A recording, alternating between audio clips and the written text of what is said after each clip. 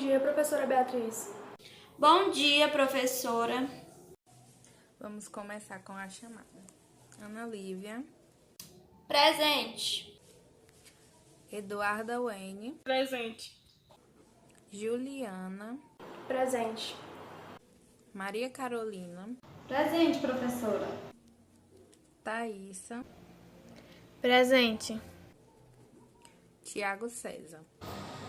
Presente. Agora nós vamos para a correção daquelas 5 questões que eu tinha deixado para vocês na última aula. Bom, vamos lá. 5 perguntas sobre a Revolução Russa. Quem quiser responder, só dá um sinalzinho com a mão, tá bom? Vamos lá, primeira. O que deu início à Revolução Russa? Eu sei, professora. Teve início na década de 1890, quando o governo e a incipiente burguesia tinham o objetivo de industrializar o país, pois considerava o país pobre e atrasado. As revoltas eram constantes e havia vários grupos políticos com divergentes. E essa industrialização foi feita em 2 partes. A primeira parte foi a democrático-burguesa, dando fim a privilégios e ao absolutismo, e que desenvolveria o capitalismo.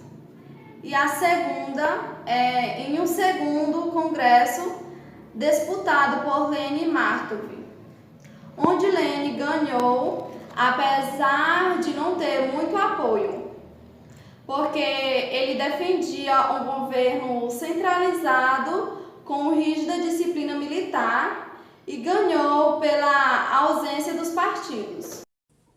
Certo, Carol. Agora vamos para a segunda questão. Faça um breve comentário sobre o que ocorreu no país durante o período de 1905 a 1917. Eu respondo, professora. Bom, esse período ele foi um período marcado por uma série de revoltas. Teve a revolta de 1905, que foi uma revolta que foi causada pelo baixo salário. Teve a revolta dos marinheiros do encouraçado de Potemkin, que eu acho que é assim que se pronuncia. Ela ocorreu em busca de melhores condições de trabalho.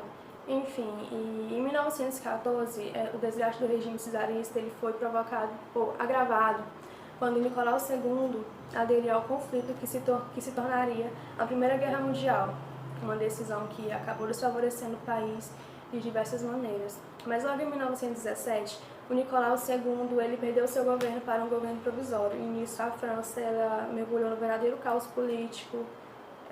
O governo ele não conseguia mais atender às reivindicações populares, e o exército russo estava sofrendo derrotas vergonhosas no campo de batalha. E aproveitando da situação, os bolcheviques, que eu acho que é assim que se pronuncia, ele tomou o governo e atendendo a maioria como eu posso falar, das reivindicações populares e satisfazendo a maior parte da população. E é isso. Muito bem, Juliana. Agora vamos para a terceira questão. Com a mudança de governo, ou seja, o poder sendo passado para os bolcheviques, como ficou a economia? De início instituído o confisco de cereais, insatisfazendo a população e levada a uma guerra civil, que se estendeu até 1921, devastando campos, cidades e causando milhares de mortes.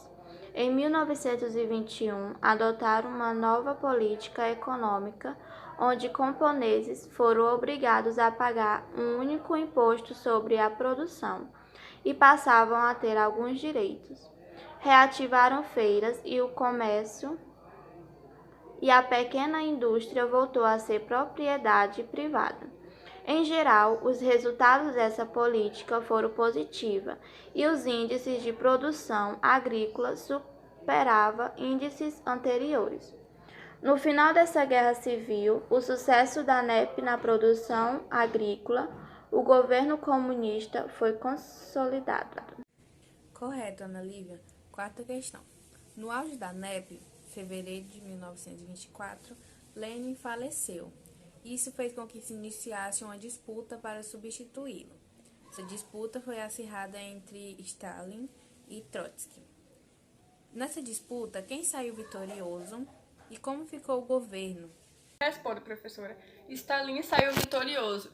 Ele tinha o plano de aplicar o socialismo no governo. E quando ele conseguiu isso também, ele aplicou o plano quinquenal, que foi muito importante para a coletivização das terras e a eliminação dos kulaks, que naquela época eram considerados inimigos do Estado. Em 1930 também, os kulaks foram obrigados a sair de suas terras, né, porque lá ia ser transformadas em cooperativas agrícolas e em fazendas, e eles tinham que trabalhar lá também. Com isso, eles ficaram muito irritados e mataram boa parte dos gados bovinos e cabras de que eram proprietários. E com isso, como punição, muitos dos kulaks foram mandados para outras regiões para morar por lá.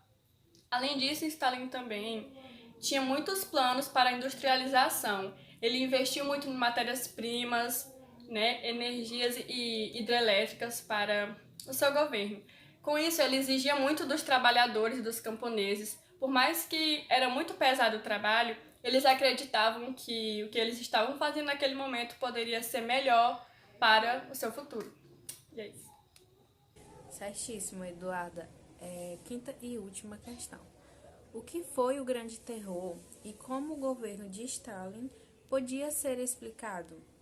O Grande Terror foi um episódio de 1916, de grandes perseguições por conta de alegações de inimigos infiltrados no PCUS, onde membros sofreram torturas e chantagens para confessar crimes que não cometeram e foram fuzilados. O poder de Stalin pode ser explicado não só pelo Grande Terror, mas também pelas melhorias de vida da população russa, como no aumento dos estudantes, no aumento do número de médicos.